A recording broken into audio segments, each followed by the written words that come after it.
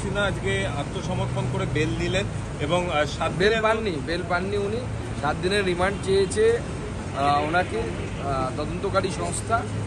16 তারিখে আদালত বলেছে আবার শোনা বিষয়টা। না, কারামন্ত্রীকে এইভাবে বেল দিতে হচ্ছে না, আমরা তো দেখতে চাইছি কারামন্ত্রী কারাবাস করবে, কারামন্ত্রী কারাবাস করবেন, এটা দেখতে চাইছি আমরা। জনগণ, বাংলা জনগণ দেখতে চাইছি। আগামীকাল এসএসসি পরীক্ষা এবং যেখানে একজনও যদি দাগি পরীক্ষায় বসে পুরো প্রক্রিয়াটাই প্রশ্নের মুখে পড়ে যাবে, কিন্তু পর্ষদ সভাপতি আত্মবিশ্বাস নিয়ে বলতে পারছেন না যে একজনও দাগি ফর্ম ফিল আপ করেননি। পর্ষদ সভাপতি তো চাইছেন যে দাগিরা বসুক, কারণ ওনার উপরে মাননীয় মুখ্যমন্ত্রীর চাপ আছে যে যারা টাকা দিয়ে চাকরি কিনেছিল তাদের সবার যদি চাকরি চলে যায়, তারা তো তৃণমূল নেতাদেরকে ছেড়ে দেবে না।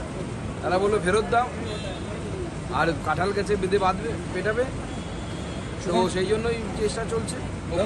দাদা, পানিহাটিতেও একই ধরনের ঘটনা ঘটেছে। ওখানে একজন ব্যবসায়ীর কাছ থেকে তাকে মারধর করা হয়েছে, বুলডোজার আনা হয়েছে। দেখুন, এগুলো বিচ্ছিন্ন কোনো ঘটনা নেই। কখনো পানিহাটি, কখনো বা সোনারপুর, গোটা রাজ্য জুড়ে, বিশেষ করে কলকাতা এবং তার সারাউন্ডিংসে এটা চলছে।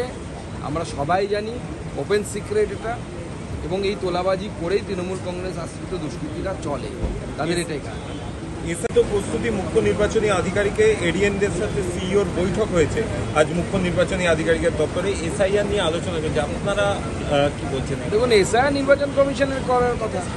নির্বাচন কমিশন আমাদেরকে অন্ততপক্ষে বলেছে যে পশ্চিমবঙ্গে বিধানসভা নির্বাচনের আগে এসআইআর হবে। এসআইআর হবে, নির্বাচন কমিশন করবে, অসুবিধার কি আছে? বিহারে যদি এসআইআর হতে পারে, অন্যান্য রাজ্যে যদি এসআইআর হতে পারে, পশ্চিমবঙ্গ কি ভারতবর্ষের আলাদা নাকি, ভারতবর্ষের বাইরে নাকি, যে হবে না এখানে? দাদা, আমার লাস্ট এক্সটর্শনিস্টদের দাপট দেখা যাচ্ছে। জমির মালিকের কাছ থেকে ৭৫,০০০ টাকা তোলা চাওয়ার অভিযোগ উঠেছে তৃণমূল আশ্রিত দুষ্কৃতীদের বিরুদ্ধে। রাজ্যে রোজগার নেই, ওই করেই তো খাচ্ছে তৃণমূল কংগ্রেস যারা করে। তৃণমূল কংগ্রেসের যারা হয়ে লড়াই করে, ভোট লুট করে, বিজেপির কর্মীদের বাড়িঘর ভাঙে, তাদের রোজগার কি? হয় বালি সিমেন্ট এগুলোর সিন্ডিকেট, না হয় তোলাবাজি, এই তো চলছে।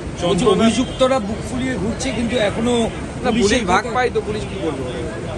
পুলিশের মনি বোড়া, পুলিশ ওদের মাথায় নেই। ওই পুলিশের মাথায়, পশ্চিমবঙ্গ পুলিশের মাথায় তোলাবাজরা বসে আছে, আর তোলাবাজদের মুখ্যমন্ত্রী সবার মাথায়। রাজ্যের